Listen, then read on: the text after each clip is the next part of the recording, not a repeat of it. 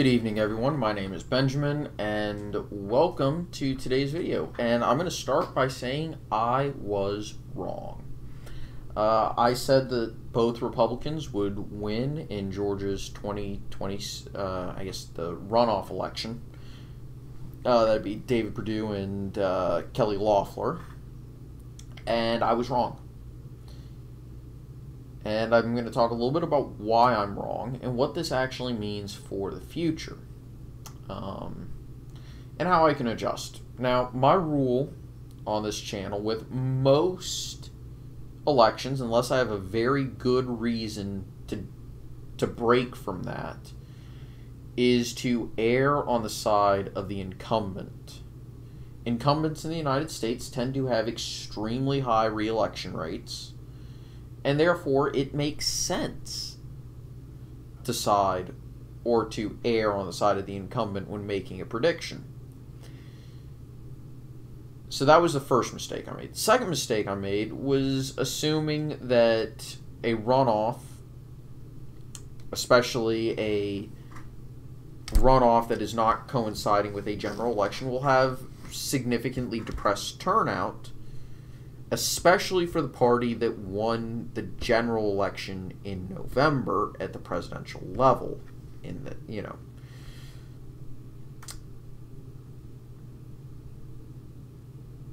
the reason why I made that assumption was because at the end of the day, this is the first time that has not been the case. Third, Georgia is still a slightly more red state than the nation as a whole. Right? So when Georgia votes dead even, or when the nation votes dead even, Georgia should be viewed as tilting red. Okay?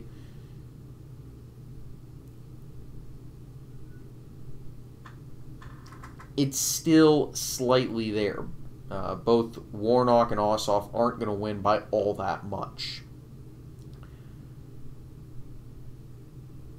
It's still a win, but, Now, this brings the Senate margin to 50-50 with the tiebreaker going to the vice president.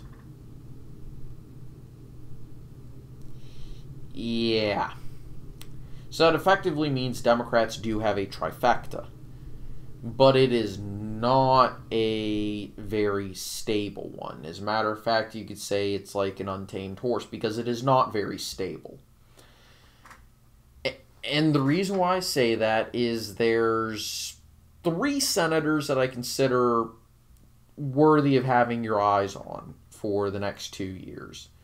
But one in particular, I would say, is probably the most important senator, the most powerful senator, and potentially the most powerful single person in the entire United States government. And that person is, drumroll please, Joe Manchin of West Virginia. And there's a reason why I'm singling him out as the most important senator. And actually, I would almost want to interview him because I think it would be a very interesting conversation at the very least. Yeah, so the reason why I single him out as potentially the most important senator is because he may be the last of the truly old school blue dog Democrats in elected office. He is the last of the true working class Democrats. And before anybody says, what about the, so-and-so and so-and-so and so-and-so, think about it. The working class, they're religious.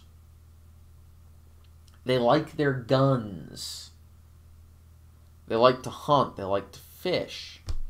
They like doing these working class hobbies. They're not about to sit down and watch some woke progressive show on Comedy Central or YouTube. They're not going to watch The Young Turks. They're not going to watch some. They're not going to have a high class reading of leftist theory or left wing economic thought. They just want the government to, build the roads for them, keep the bridges going, keep the bridges up, clear the roads when it snows. They want the government to, have a social safety net just in case, but not a big one. They think Social Security, Medicare, and Medicaid is enough. They're like, yeah, if I don't do well, that's my own damn fault. And I'm going to work my ass off. I want a good job without having to get a college degree. Because I want my kids to get that college degree and get an office job. But I still want them to remember where they came from. I still want them to remember that their parents worked their ass off, and that if they don't do well, that's the type of life they're going to be living. And that's what Joe Manchin gets. And so, he isn't like the vast majority of elected Democrats who now endorse increasing the size of the Supreme Court just so that they can get Supreme Court rulings that are in their favor. He doesn't want term limits on Supreme Court justices, again, so that you can get justices who agree with you. He doesn't support single-payer health care. He doesn't... I'm not even sure if he supports a public option, and that's one of the reasons why I want to talk to him, is just to, get to know what he believes and what he doesn't believe and why he believes it. But I'm not certain he's even in favor of a public option. He definitely isn't afraid to hold a gun. I think actually that was one of his ads, was he picked up an AR just to say, listen, you like guns, I'm okay with them.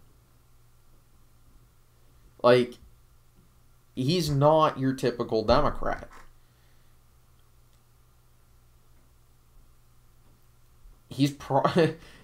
And Republicans kind of view him as, why haven't you switched parties yet?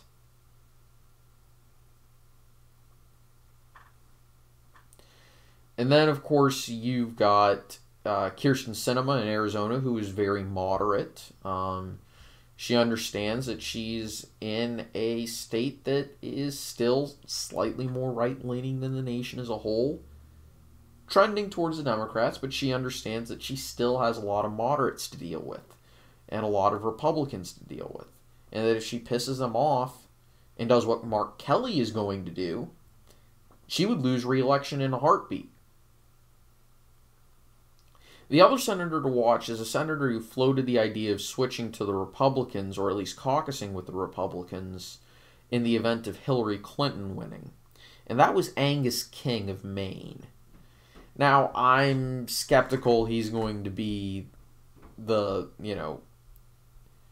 thorn in the paw of the Democratic Party. I really doubt that. But it will be interesting to watch what he does. But Joe Manchin is probably the one that the Democrats are going to need to keep on their side, or else they're not going to get anything done, period. They especially won't get anything done if they try to track too far to the left. And I don't think that's a real big concern, because if they do, Joe Manchin is just going to say, hey, pump the brakes, you idiots. Do you want to lose the Senate in 2022? Because if you do this, you absolutely will. Hell, even bringing it up might cause you to lose the Senate. And that's why I actually have the map here. Both parties will effectively need a net gain of 1 seat in order to carry the Senate in 2022. And here's why I'm very skeptical that the Democrats are going to be able to pick it up. Iowa and Ohio really aren't all that competitive. They certainly won't be going forward.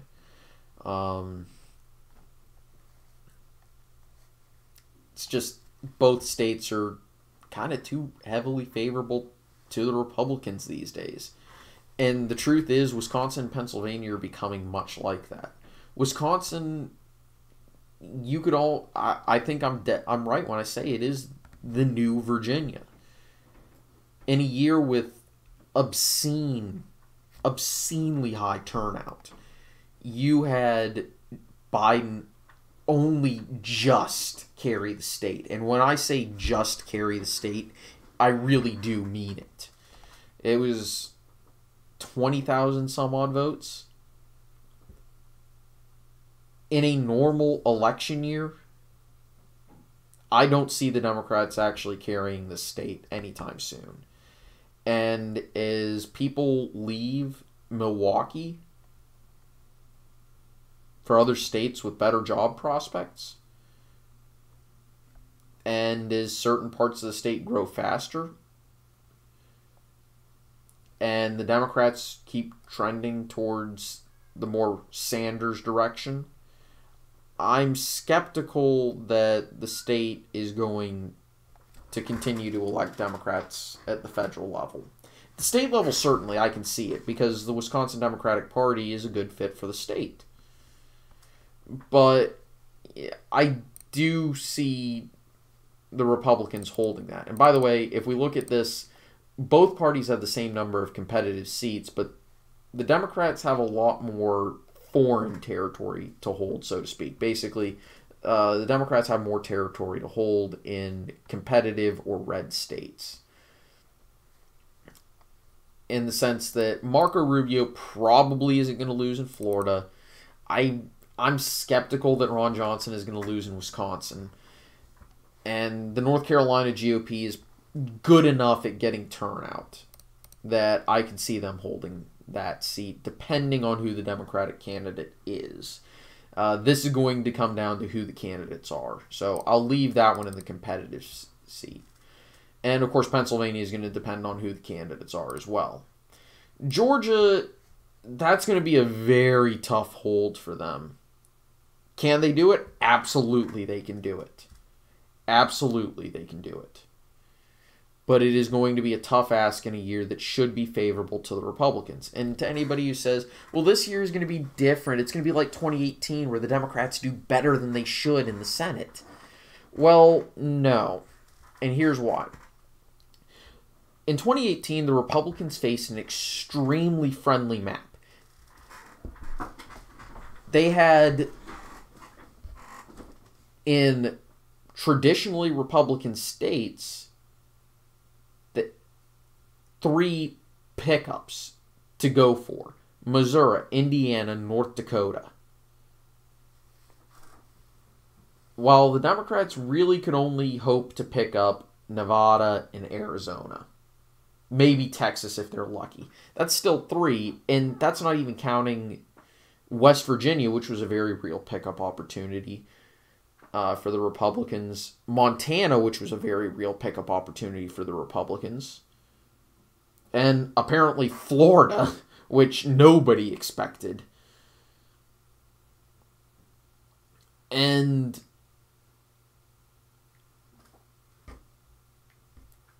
yeah, the Republicans just had a much more favorable map. They had much better recruiting than in a lot of these competitive states that the Republicans were targeting. And they also had I think they had a much better campaign at the Senate level simply because of the map.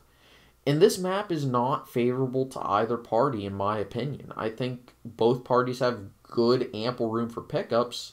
So in a year where there's momentum either direction, that party is probably going to pick up seats, and I really do think it's going to be the Republican Party. Because it's not a year that would traditionally favor the Democrats, because the Democrats are going to have a trifecta, and that means it's going to be a referendum on the Democratic Party. And if we have lockdowns and mandates and quarantines and all sorts of crazy restrictions through 2021,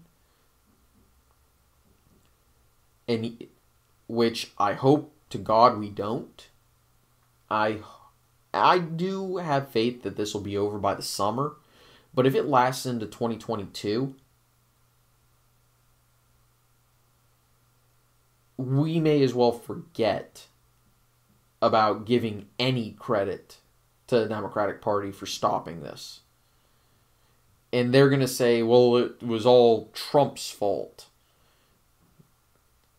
Doesn't that sound awfully familiar to what the Democrats said in 2010 and 2012, that it was all Bush's fault? Yeah. Okay. Before I get too cynical here, basically, I think the Republicans have better pickup opportunities in this map than the Democrats do. Georgia,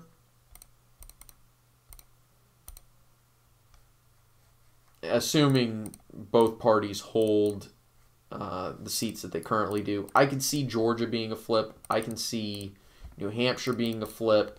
Nevada. I could even see in Arizona, because I really think Mark Kelly is much more vulnerable than Kyrsten Sinema. In Nevada, it might actually just be a close state going forward. It may be kind of a New Hampshire, where it's that one state in a region that should be favorable to one party, but just says, no, I don't think I will. I think I'll be competitive. Realistic pickup opportunities for the Democrats, though, I will concede North Carolina and Pennsylvania. I'm skeptical about Wisconsin, but I'll put it on the table. But I think the Republicans just have more pickup opportunities than the Democrats do. And Republicans are, I would say, almost certain to take the House in 2022, simply through redistricting and momentum going forward. The other reason why I think the Republicans have a better chance in the Senate than in 2018 is I think will have a much better strategy, because their strategy is going to be coordinated by Rick Scott, who managed to pull off what I think most people, and certainly most handicappers, most experts, the polls, basically everyone said was going to be the case in Florida in 2018, where he defeated a reasonably popular incumbent in an election favoring that incumbent's party. If you want to talk about someone to bring in to coordinate your strategy, it's that guy and his team. So I guarantee you Republicans are going to have very strong pickups, or not pickups, but very strong recruiting in these competitive races, such as New Hampshire and Georgia and Arizona and Nevada. We'll see what happens, over the next year, year and a half, as we start getting more news on that. And certainly the person to watch for the next 2 years is going to be Joe Manchin. He is the swing vote in the Senate. He is the most important senator. And if a bill passes or fails in the Senate, it will be because of Joe Manchin. Anyway, I want to thank everyone for watching. If you like the content, likes, comments, subscriptions, they always do help, and I greatly appreciate them. And if you can appreciate someone being wrong, a subscription on Patreon would be greatly appreciated. Have a very nice evening. Take it easy. Bye-bye.